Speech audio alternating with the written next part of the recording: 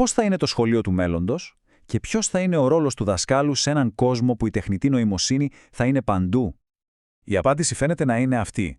Ο δάσκαλος του μέλλοντος θα είναι ένας μέντορας μάθησης. Τι σημαίνει αυτό? Ότι ο ρόλος του αλλάζει εκ βάθρων.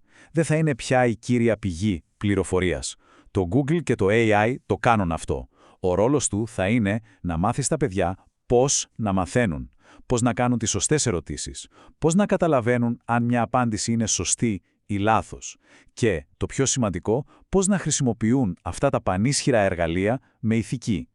Και στο τέλος της ημέρας όλα καταλήγουν σε αυτό, σε αυτή την απίστευτη φράση. Αυτό που πρέπει να μείνει αναλύωτο είναι ότι θα νοιαζόμαστε. Όσο περισσότερα πράγματα κάνει η τεχνολογία, τόσο πιο πολύτιμα γίνονται αυτά που μόνο ένας άνθρωπος μπορεί να κάνει. Η ενσυναίσθηση, το πραγματικό νιάξιμο, η δημιουργία μιας σχέσης.